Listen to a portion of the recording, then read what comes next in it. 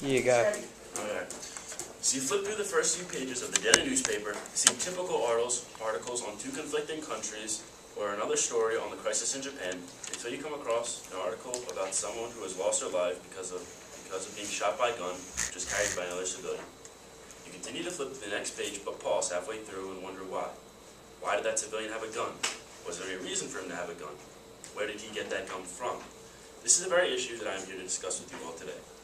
The issue on hand today deals with the possession of guns by civilians. My idea is simple and to the point. Total gun control should be regulated by the United States government, meaning that the selling and buying of guns should only be done with permission from the federal government of the United States of America. If the policy against guns was to be regulated by the United States government, suicide rates would decrease by about a third, accidental shootings would no longer become an issue, and guns would not be needed for self-defense because guns would not be in circulation in the first place. So to start off, gun control is defined as efforts to regulate or control the sales of guns. So I was pretty much attracted to this topic because many people have died unnecessarily due to the fact of shootings that could have been avoided if gun control was regulated. I've read too many articles and seen too many news headlines of deaths due to guns, with the shooter of the weapon not having valid reasons for possessing the weapon. I believe that it's relevant because it is our second constitutional amendment and is a matter of life and death. Every year, about 100,000 Americans are injured due to gun firings, and the number that have died will make you weak in the knees. That's courtesy of the New York Times. All right. So my first argument is that suicide rates would decrease by about a third. So this point is pretty simple. 35% of suicides are caused by guns. So it's pretty simple. Eliminate the guns, and then we save that 35%. All those people live.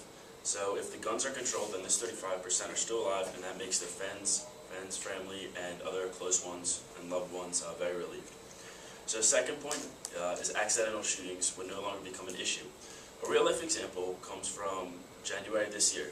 Ashley Cowie was a sophomore at Florida State University with a bright and young future.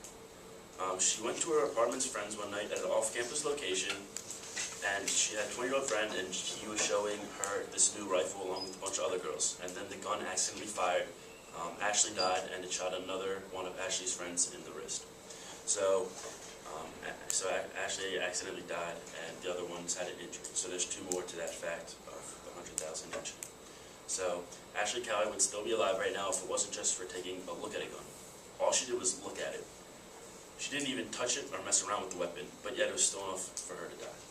This is yet another indisputable point as to why guns must be controlled. My third reason is because guns would not be needed for self-defense because guns would not be in circulation in the first place. In simpler terms, people always claim that they need a gun for protection in case that they are attacked. However, the attacker could not obtain a gun. If the attacker could not obtain a gun, then there's nothing to threaten the civilian with, so the civilian does not need anything to protect him or herself with. So therefore, no gun is needed by either. So also a study released in 2009 by the University of Pennsylvania School of Medicine estimated that people in possession of a gun at the time of assault were 4.5 times more likely to be shot during the assault than someone in a comparable situation without a gun. So my call to action. I believe what needs to occur is that the Second Amendment must be ratified and state that only allowed and regulated officials are able to possess guns and arms with the permission of the United States government. An example of this would be like a police officer, since that's their job or they need a gun, like they would be allowed to by the state or someone like a military thing, but not just any civilian. So they have like a specific reason for carrying the gun. So you can help out by spreading this word to family and friends, and by also letting leaders in your area or community know how you feel and why, with intent that they will pass it on, that they'll pass on your ideas and the discussion you have with them to other officials and their colleagues, so maybe it can go to the next level and be up for debate. But pretty much the most important thing would be don't carry a gun around. So in conclusion, if the policy against guns were to be regulated, suicide rates would decrease by about a third, accidental shootings would no longer become an issue, and guns would not be needed for self-defense because no one would have a gun in the first place.